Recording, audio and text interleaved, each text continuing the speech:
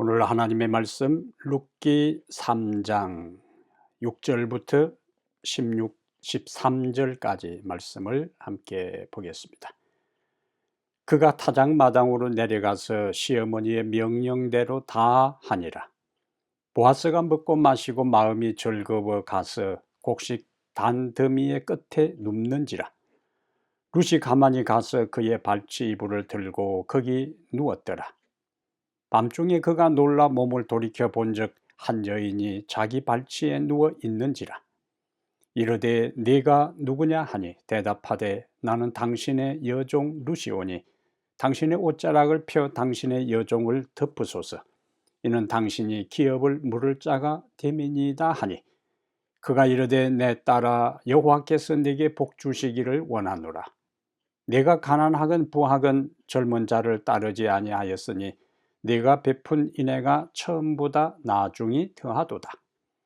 그리고 이제 내 딸아 두려워하지 말라. 내가 네 말대로 네게 다 행하리라. 네가 현숙한 여자인 줄을 나의 성읍 백성이 다 아느니라. 참으로 나는 기업을 물을 자이나 기업 물을 자로서 나보다 더 가까운 사람이 있으니 이 밤에 여기서 머무르라. 아침에 그가 기업 물을 자의 책임을 내게 이행하려 하면 좋으니 그가 그 기업 물을 자의 책임을 행할 것이라.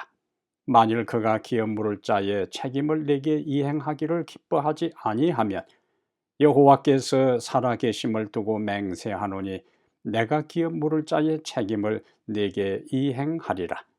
아침까지 누워 있을지니라 하는지라. 아멘.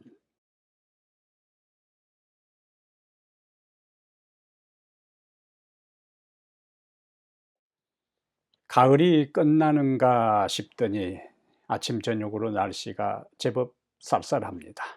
벌써 계절의 변화는 어김없이 우리가 다 이제 겨울의 초입에 들어선 것을 우리의 피부로 다 느낄 수가 있습니다. 계절적으로 날씨가 쌀쌀할 뿐만 아니라 세상도 과거 어느 때보다 더 찬바람이 냉기가 감도는 시대를 우리가 살아갑니다. 이러한 때일수록 우리는 따스한 이야기, 훈훈한 가슴을 따뜻하게 만드는 훈훈한 이야기를 듣기를 원합니다. 룻기서에 전개되는 이야기는 바로 우리의 마음을 따스하게 합니다. 세상 어디에서도 찾을 수 없는 아름다운 사랑의 이야기가, 서로를 아끼고 이해하는 이야기가, 서로를 잘되게 축복하는 이야기가 우리가 지금 살펴보고 있는 룻기서에서 계속 진행됩니다. 오늘은 룻기서 3장 6절부터 13절을 본문으로 해서 하나님이 우리 인생의 연출자이시다. 하나님이 우리 인생의 연출자이시다. 이런 제목으로 하나님 말씀을 함께 살펴보겠습니다. 나오미는 룻기 3장 3절과 4절에서 룻에게 특별한 요청을 해요. 룻에게 목욕하고 기름을 바르고 의복을 단장하여 보아스가 타작마당에서 잠을 잘 때에 그 발치에 가서 누우라고 명령합니다. 그런데 아무리 시어머니의 명령이고 또 율법에 과부는 계대 결혼을 통할 수 있다고 규정해 놓았어도 밤중에 여자가 먼저 찾아가서 결혼을 요청하는 것은 부담스러운 일이 아닐 수 없습니다.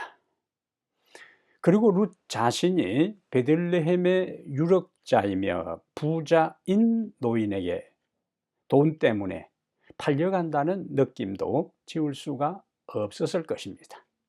그런데도 룻은 시어머니의 명령대로 순종합니다. 그러면 룻은 어찌하여 이러한 부담스러운 상황에서도 순종할 수 있었는가? 룻의 이런 모습과 그 이후에 전개되는 이야기를 통해 하나님께서 우리에게 주시는 몇 가지 교훈들을 오늘 살펴보겠습니다. 첫째로 오늘 우리에게 주시는 메시지는 다른 사람의 신뢰를 얻는 사람이 되라 하는 기별입니다. 다른 사람의 신뢰를 얻는 사람이 되라. 6절과 7절의 말씀의 요약이지. 자, 앞에서 봤던 것처럼 룻이 나오미의 명령을 그대로 순종하는 데는 여러 위험 부담이 있었어요. 만약에 그가 시어머니의 말대로 보아스가 잠을 자는 동안 그 이불을 살며시 들고 그 발치에 누워 있다가 웬 밤중에 한 여인이 그의 발치에 누워 있는 것을 보아스가 발견했다면은 첫 번째 가능성은 야단을 치면서 쫓아낼 수 있습니다. 그러면은 그 주변에 보아스만 있는 것이 아니고 타작을 끝낸 종들도 그 타작 마당에서 잠을 자고 있는데 주인이 갑자기 밤중에 소리 지르는 소리 듣고 너도 나도 종들이 다 깨어나게 될 거예요. 그러면 그 현장이 다 들통나게 되는 겁니다. 그렇게 될 경우에 지금까지 룻은 그 마을 사람들에게, 그 베들레헴 성읍에 있는 사람들에게 좋은 평판을 받고 있었어요. 그런데 만약에 이것이 드러나게 되면은 평판과는 달리 돈을 밝히고 그것을 얻기 위하여 수단 방법을 가리지 않는 엄흉한 여인으로 딱지가 붙어 다닐 수도 있어요. 그리고 더 이상 이제 그 베들레헴에 살면서 아직도 가난을 벗어나지 못했기 때문에 이삭을 줍는 일을 계속해야 되는데 부정적인 소문이 번지고 난 다음에는 밭 주인들이 결코 그런 여인을 이삭을 줍도록 허용하지 않을 것입니다. 이런저런 위험 부담이 룻이 자기 시어머니의 명령대로 행할 때는 굉장한 많은 위험 부담이 있었다 하는 이야기예요. 그런데 이런 모든 위험 부담을 안고 룻이 시어머니 나오미의 명령에 다 순종할 수 있었던 그 이유가 어디에 있을까요? 오늘 본문을 관통하는 중요한 키워드가 있습니다. 중요한 사상이 있는데요. 바로 신뢰라는 단어입니다. 본문에 등장하는 사람들이 행동하고 말한 그 모든 행동의 기초, 근저에는 무엇이 있는가? 서로에 대한 신뢰가 밑바탕을 이루고 있었어요. 자, 나오미는 자기 며느리 룻을 보아스에게 보내요. 나오미가 그렇게 할 수 있었던 것은 보아스의 인격을 믿었습니다. 그래서 룻에게 그런 명령을 내린 거예요. 자, 룻의 입장에서도 룻에게 시어머니가 그런 명령을 내렸을 때에 부정적으로 생각할 수도 있어요. 자기를 부자인 보아스에게 시집 보내서 며느리 덕을 보려고 한다라고 했더라면은 그는 그렇게 행동하지 않았을 것입니다. 그러나 룻은 3장 1절에서 자기 시어머니 나오미가 자기에게 한 말을 액면 그대로 순수하게 진실되게 받아들였어요. 나오미가 그의 며느리에게 이야기합니다. 내가 이제 너희에게 안식할 곳을 구해 주어야 되지 않겠느냐. 그 말을 진심으로 받아들였어요. 그 말의 연장선에서 지금 보아스의 타작마당에 가서 그 발치에 누우라는 그 어머니의 명령을 자신을 부자 영감에게 시집 보내서 한 덕을 보려고 하는 시어머니의 계획이 아니라 자신을 위한 순수한 어머니의 마음이었음을 그는 믿었어요. 자기 시어머니에 대한 신뢰가 그에게 있었습니다. 왜냐하면 지금까지 그의 시어머니와 함께 시집 와서 살아가면서 시어머니가 어떤 분인지를 가장 가까이에서 보고 듣고 알았기 때문에 그렇습니다. 만약에 이 시어머니 나오미를 룻이 인격적으로 신뢰하지 않았더라면 모압 땅에서 그 시어머니를 따라서 베들레헴으로 절대로 올라오지 않았을 거예요. 그런데 그 시어머니를 따라 올라왔다는 것은 그 시어머니를 믿었다는 거예요.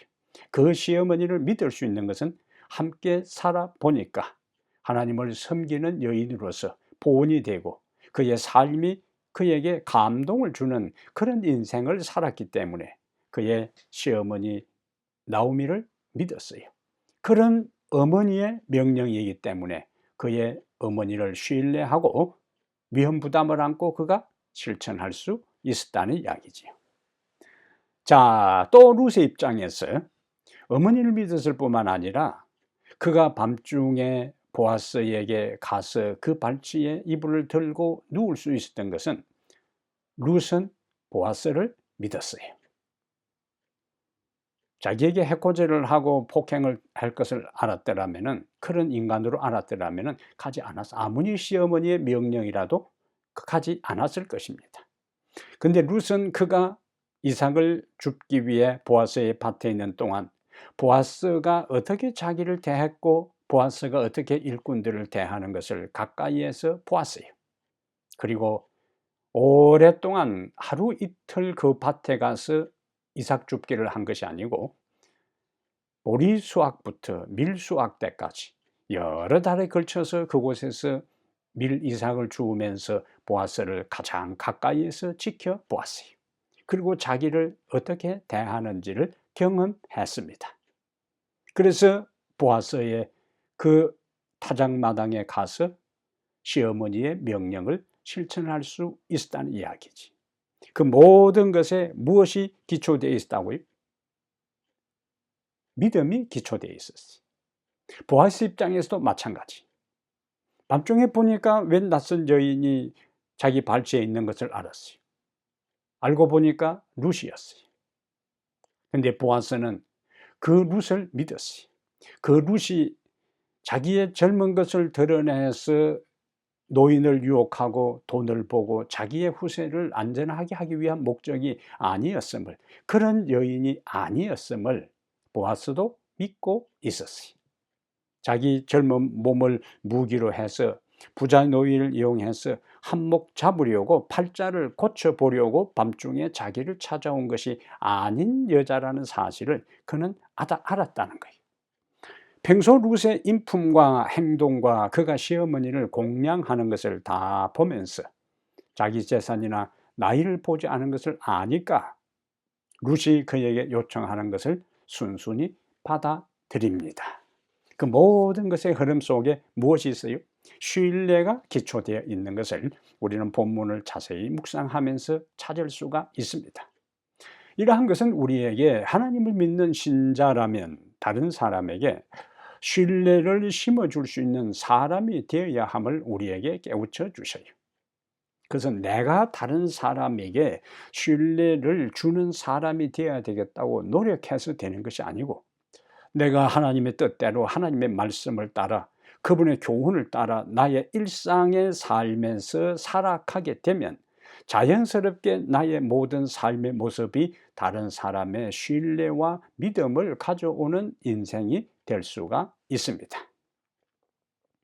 오늘 본문 7절에 보면은요, 보아스가 이제 식사를 마치고 타작을 다 마치고 이제 일꾼들하고 식사를 마친 다음에 날이 이제 어둑어둑해지니까 잠을 자기 위해서 자리를 잡는데, 성경은 자세하게 그 보아스가 어디에서 잠자리를 마련했는가 하는 것을 디테일하게 기록하고 있는데요, 곡식 단 더미의 끝으로 가서 잠을 청했다고 이야기를 하고 있어요. 곡식, 그냥 보아스가 잠을 잤다 그렇게 할 수도 있어요. 그러나 곡식 단 노젓가리 끝으로 가서 보아스가 그곳에 자리를 잡고 잠을 청했다. 이것이 왜 중요할까요? 왜 성경의 저자 룻기의 저자는 이것을 구체적으로 보아스가 잠을 자는 자리를 구체적으로 설명하고 있을까요? 타작마당은 일꾼들이 잘 수 있는 공간이에요. 그런데 곡식, 단, 더미, 노젓가리는 타작마당에서 조금 떨어져 있는 장소입니다. 만일 보아스가 그날 밤 잠을 잘 때 저 홀로 따로 떨어져 있지 않고 노젓가리 끝에 가서 자지 않고 일꾼들을 삥 둘러서 자기를 주변에 둘러싸고 그 일꾼들 가운데 그 틈에서 잠을 잤더라면은 룻이 접근하기가 쉽지 않았을 것입니다. 근데 타작마당 끝부분에서 잠을 잤기 때문에 룻이 쉽게 접근할 수 있었고 일꾼들의 이목을 피할 수도 있었어요. 여기서 하나님께서 타작마당의 끝에 보아스는 왜 자기가 타작마당 저 노적가리 끝에 일꾼들하고 함께 잠을 자지 않고 홀로 떨어져 잠을 자고 싶었는지 몰라요. 그냥 그렇게 하고 싶었던 거예요. 하나님께서 섭리로 간섭하시는 것으로 우리가 이해할 수 있습니다. 하나님의 일상에 우연히 일어나는 일들 속에서도 당신의 목적과 뜻을 성취하기 위해 소리 없이 역사하시는 분이십니다.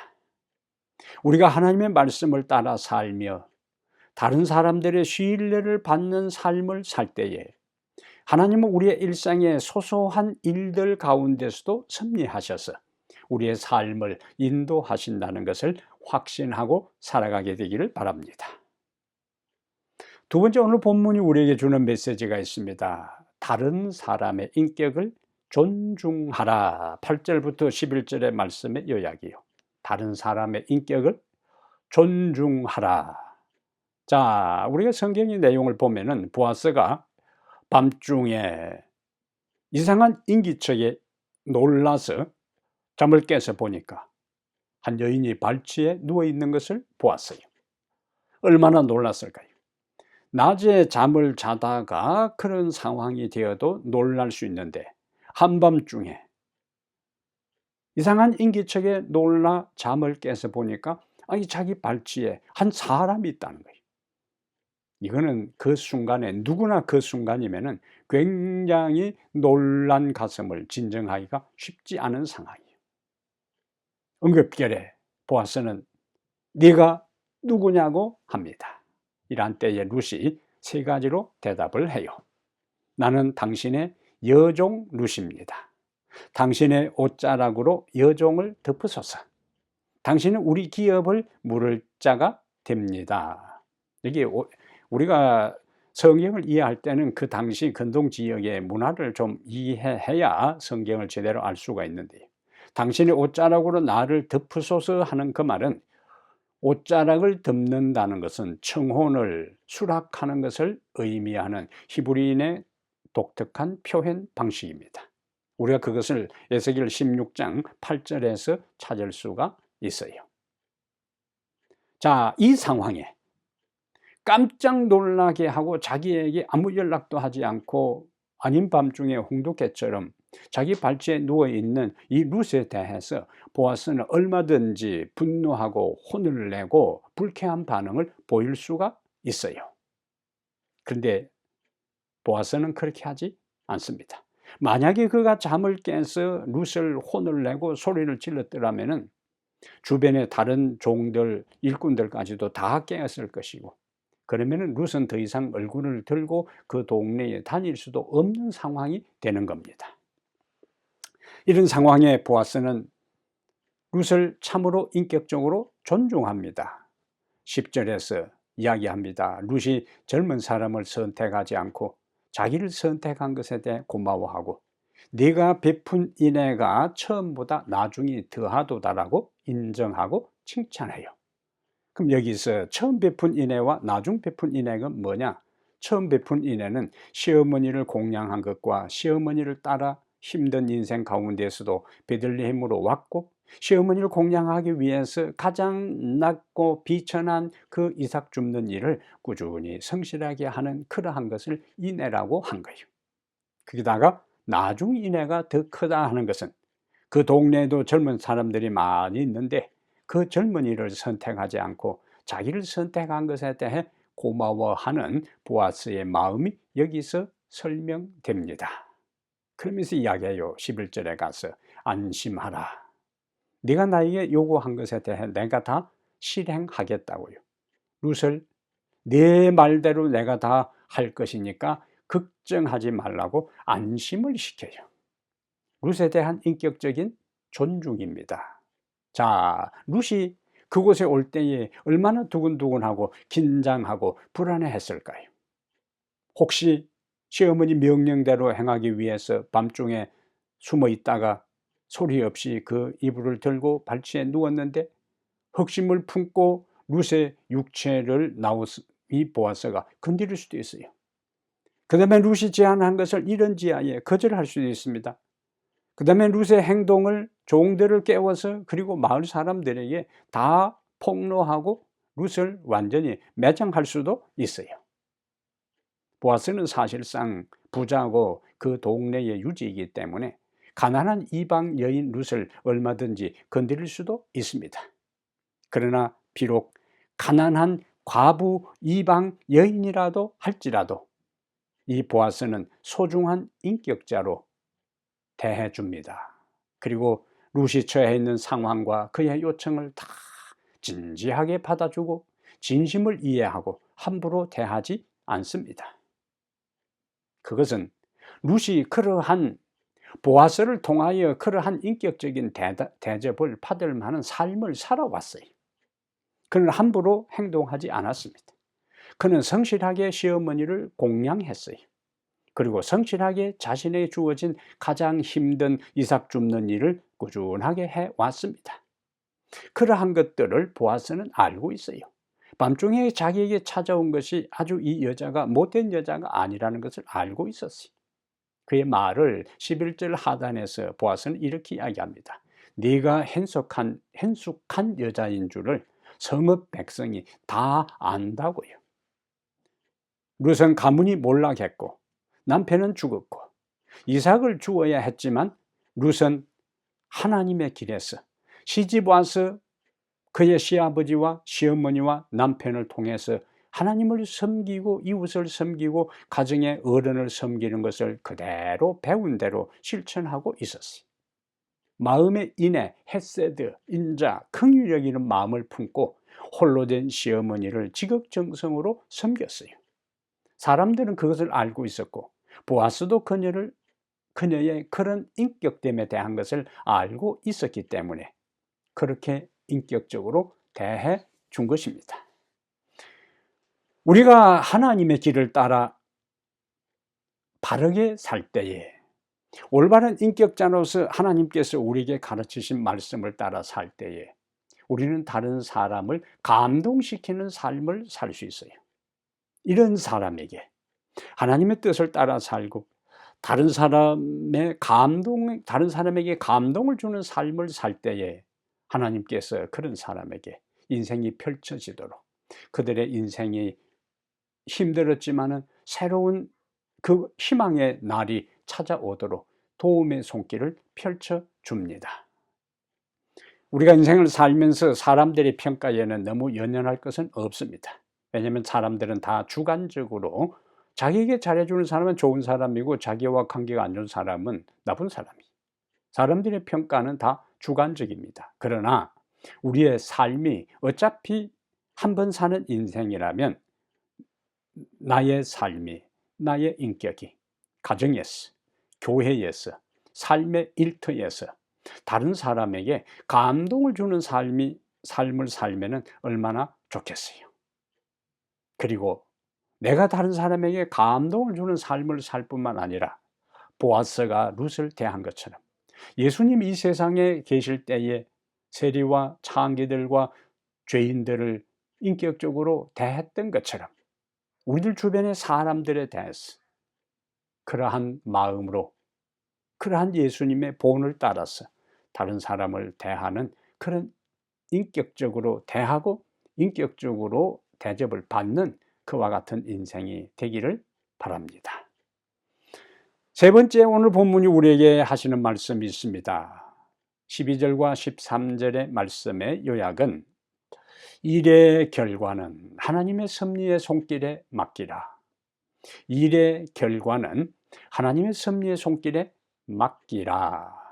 자, 지금까지 전개된 룻과 나오미와 보아스의 대화를 보면은 성경을 읽는 독자들은 어떤 기대를 할 수 있는가? 어떤 생각을 할 수 있는가? 이제 룻의 힘든 인생 여정이 곧 끝나겠구나 하는 생각을 할 수가 있어요. 룻이 자기와 결혼해 달라고 보아스에게 청혼을 했고 보아스는 그것을 내가 실천하겠다고 한 상황에서 앞으로 전개되는 장면은 룻과 보아스가 결혼을 하고 그리고 아들을 낳고 행복하게 오래오래 잘 살았다 하는 것으로 상황이 전개될 것으로 기대할 수 있습니다. 그러나 또 다른 반전이 일어나요. 문제가 단번에 해결된 것이 아니라 룻의 힘든 인생 여정이 바로 행복의 길로 접어드는 것이 아니라 복병을 만납니다. 의외의 걸림돌이 등장합니다. 그것은 보아스가 룻의 인생을 책임질 고엘, 구속자, 속량자의 1순위였다면 문제는 간단해요. 바로 우리가 기대하는 대로 룻과 보아스가 결혼하고 아들 낳고 행복하게 오래오래 잘 살았다 이렇게 기대할 수 있는데 보아스가 고엘 1순위가 아니고 보아스보다 다른 사람 1순위가 따로 있는 것입니다. 그 사람이 레위기에서 나오는 규정에 따라 자기가 룻을 취하고 고엘, 구속자, 속량자가 되겠다 하면은 보아스와 룻과 나오미가 지금까지 계획하고 추진했던 모든 것들은 물거품이 되고 말아요. 더 이상 진행할 수가 없는 것입니다. 돌발 변수입니다. 물론 보아스는 성경이 말하는 대로 유력자입니다. 그 베들레헴 지역에서 돈도 있고 권세도 있고 유지로서 있기 때문에 얼마든지 인간적인 방법으로 공작을 하여 고엘 1순위 사람 대신에 자기가 룻과 결혼할 수도 있어요. 근데 보아스는 자기가 룻과 결혼하는 것이 하나님의 뜻에 달려있음을 깨닫게 됩니다. 그래서 그는 율법에 정해진 절차와 수순을 밟고 그 결과는 하나님의 절대적인 섭리에 다 맡기기로 선택합니다. 자기가 할 수 있는 일을 다 하고 최선을 다해서 하지만은 결과는 하나님께 맡기기로 선택했다는 거예요. 결과적으로 보면은 보아스가 이런 모든 하나님의 말씀의 절차, 율법에 제시된 절차를 거쳐서 룻과 합법적으로 결혼했기 때문에 법적인 하자가 전혀 없고 사람들의 입방아에 오르내리지도 않게 되는 그러한 결과를 도출하게 되는 거예요. 어쩌면 인간들이 인생을 살아가면서 하나님의 방법대로 하면은 시간이 많이 걸리고 하나님의 방법대로 하면은 답답하고 하나님의 방법대로 하면은 자기 계획을 포기해야 된다고 생각될 때에는 신앙을 한다고 하는 사람들까지도 하나님의 계획과 하나님의 뜻을 묻지 않고 자신이 판단하고 자신이 결정하고 의논하고 추진한 경우들이 있습니다. 그런데 그것은 빨리 진행되는 것처럼 보여도 반드시 그 결과는 좋지 않게 나타납니다. 하나님보다 앞서가고 하나님 뜻보다 자신의 뜻을 앞세우고 하나님의 생각보다 자신의 감정과 인간관계에 의해서 자기 개인의 일과 교회 일들을 하다 보면은 반드시 결과는 문제가 생기게 돼 있어요. 그것이 바로 잠언 16장 25절의 말씀입니다. 어떤 길은 사람의 보기에 바르나 필경은 사망의 길이니라고 해요. 우리가 잘 아는 말씀이잖아요. 이렇게 해도 구태여 기도하지 않고도 그냥 이렇게 해도 다 될 것처럼 보이지만 사람의 보기에 바르나 필경은 사망의 길이니라. 아담과 하와에게 사탄이 금단의 열매를 먹으라고 했을 때에 하와가 그 열매를 받습니다. 먹음직도 하고 보암직도 하고 지혜롭게 할 만큼 탐스럽기도 한 나무인지라. 매혹적이고 유혹적이고 군침이 도는 과일이었다는 거예요. 여기에 하와가 그 다음에 보암직도 하고 먹음직도 하고 지혜롭게 할 만큼 탐스럽기도 한 나무인지라 다음에 하와가 과일을 먹고 아담에게도 주매 그도 먹은지라. 그들이 먹은 과일은 못생긴 것이 아니었어요. 석류처럼 모가처럼 그런 것이 아니었어요. 먹음직스럽고 보암직스럽고 지혜롭게 할 만큼 탐스러웠습니다. 그러나 아무리 겉으로 보기에 그렇다 할지라도 하나님은 그것을 먹지 말라고 했어요. 먹는 것은 하나님의 뜻이 아니었습니다. 그런데 그들은 눈앞에 보이는 것에 의해 하나님의 뜻보다 눈앞에 보이는 것을 우선적으로 생각하고 먹었습니다. 그 먹은 결과로 우리는 아직까지도 이 땅은 온갖 소용돌이, 죄악으로 고통과 눈물과 아픔 속에 인간은 살아갈 수밖에 없습니다. 하나님의 뜻을 따라 살지 않고 하나님의 계획을 따라 자신의 인생과 교회 일을 하지 않고 인간적인 생각과 잔꾀로 인간적인 감정에 의해서 하나님의 일이라고 포장하고 일들을 추진할 때는 절대로 그 일이 이루어질 수가 없습니다. 하나님의 뜻 안에서 자신을 굴복시키고 매 순간 살아갈 때에 하나님은 반드시 우리의 길을 인도하셔요. 결과에 대해 책임을 지십니다. 잠언 16장 9절에 사람이 마음으로 자기의 길을 계획할지라도 그 걸음을 인도하는 자는 하나님이시라고 했어요. 우리가 계획하고 추진해 나가지만은 매 순간순간 하나님이 기대하는 올바른 하나님의 영광을 드러내는 길로 인도하는 분은 하나님이십니다. 그러한 겸허한 마음으로 우리는 하루하루를 살아야 돼요. 일의 결과는 하나님의 섭리에 맡기라. 하나님보다 먼저 앞서가지 말아야 됩니다. 일의 결과는 하나님의 섭리에 맡겨라. 그러므로 사랑하는 여러분, 다른 사람의 신뢰를 받는 사람이 되기를 바랍니다. 다른 사람의 인격을 존중하는 사람이 되기를 바랍니다. 내가 다른 사람에게 존중받고 인정받기를 원한다면 다른 사람의 인격을 먼저 존중해야 돼요. 짓밟지 말아야 합니다. 자존심을 짓밟지 말아야 합니다. 그 사람의 가치를 인정해 줘야 돼요. 말로, 눈빛으로, 행동으로 그 사람을 함부로 대하면 안 됩니다. 왜냐하면 그 한 사람 한 사람이 천하보다 귀중한 예수님이 십자가에서 그 한 영혼을 위해서라도 십자가를 즐겨 졌을 것이라는 한 영혼이기 때문에 내 주변의 모든 사람을 함부로 말하고 대해서는 안 되는 거예요. 누구든지 남에게 대접을 받고자 하는 대로 너희도 남을 대접하라. 황금률의 정신입니다. 보아스는 바로 이것을 실천한 사람이에요.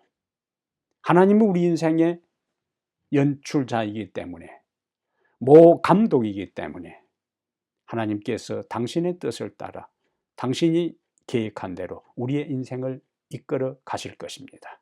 그래서 우리는 우리의 일의 모든 결과를 내가 주도하려고 하지 말고 모든 일의 결과는 하나님께 맡기고 그분의 섭리에 따라 금하기도 중지하기도 하고 진행하기도 하고 결국 이루어진 일을 통해 하나님의 영광을 받으시고 모든 사람의 마음에 기쁨과 감격이 있고 모든 사람의 인간관계가 하나님 안에서 연합하고 하나님께 영광 돌리는 일들이 일어나게 될 것입니다. 하나님은 우리의 인생의 연출자입니다. 여러분의 삶의 모든 염려와 근심들, 계획들 그분에게 다 내려놓고 우리의 인생의 연출자 되시는 그분의 손길을 따라 살아감으로 모두가 하나님 앞에서 인정받고 존경받고 기쁨을 경험하는 성도들이 되기를 이 시간에 간절히 바랍니다. 하나님 우리 아버지, 오늘도 우리에게 주신 말씀을 인하여 감사합니다.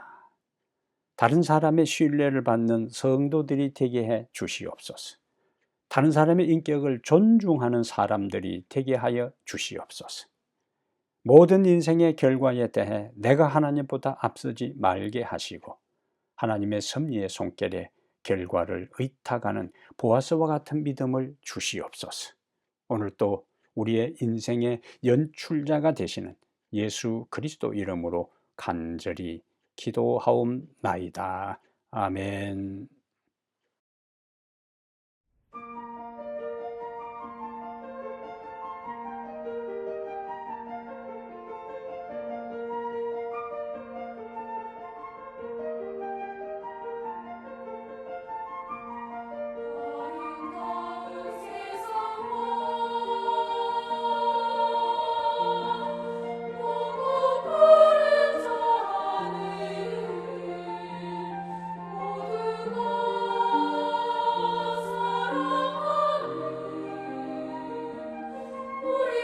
위하여 지어주신 이 세상 하나님의